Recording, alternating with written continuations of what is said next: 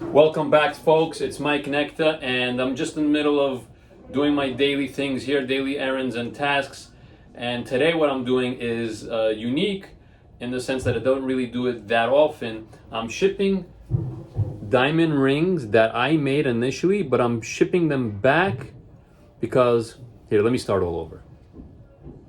These are some diamond rings that I sold years ago, 3-4 years ago.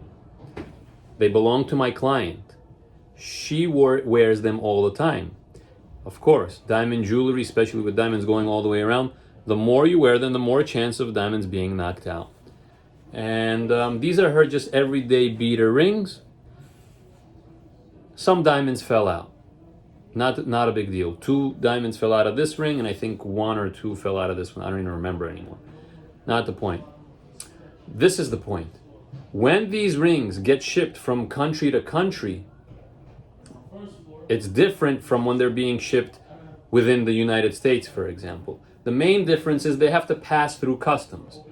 And sometimes countries have trade agreements where there's no duties or very little fees that have to be paid when it's passing through customs. But sometimes there are. Regardless, as a jeweler,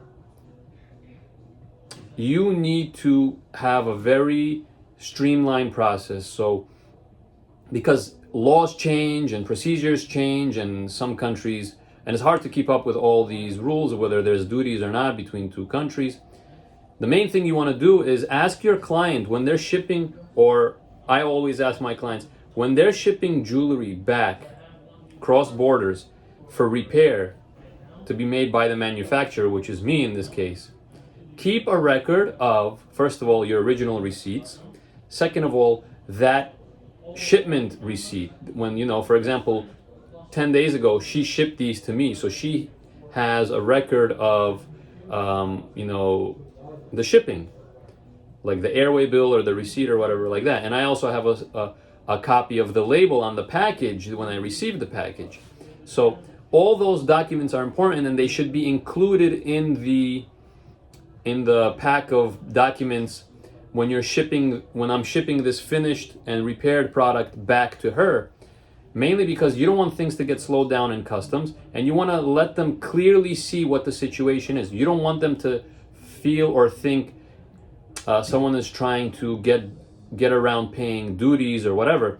We want to show to them, hey, these rings were already purchased years ago, and in this case, they're just being repaired and being shipped back. So when you have a proof of original receipt, or even better, if you have a proof that, hey, 10 days ago these actually came from Canada to the United States and they're being shipped back, and we're going to notate over there being shipped back after being repaired by manufacturer, it helps everyone feel a little bit more relaxed, because sometimes if there's a question or when it's passing through customs, they feel like, wait, we need to see a little bit of proof of what the situation is here.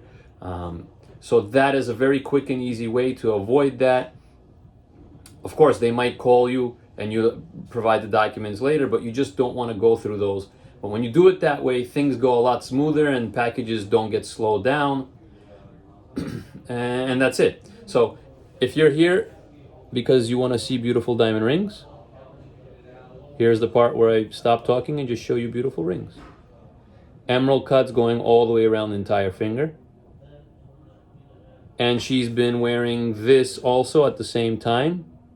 This is one of my round eternity bands with a technology inside, like a spring inside, like that would allow you to wear it on any fingers ranging from size 5.5 to 7. And this is what it might look like if it's stacked. Lots of fun. I don't remember the carat weights right now. I'm trying to get these shipped out for a certain deadline because I don't want to miss a day. And I don't remember exactly what she paid for them. But it's a pretty cool stack to wear them together. And because this ring can fit on multiple fingers, you can have it on 2 separate fingers or maybe on 2 different hands. Yeah, this ring can jump around if your finger sizes don't match. Anyway, The moral of the story is keep a record of airway bills or receipts or labels where you're shipping things back to the manufacturer when you're dealing cross international borders, because that will help reduce the processing and reduce any questions, and definitely reduce any duties if there are any between those two countries. And the main thing is, I always tell everybody, it's a very easy thing to do. Do it on every international package, regardless of whether the two countries have trade agreements where the duties are very minimal or zero. Thanks for watching. This is Mike Nekta. I'm in the New York City Diamond District.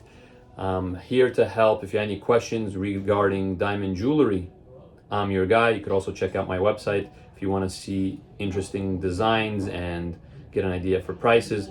Call me. I'm here. 212-921-4647. That's the number in case you're too lazy to look in the description.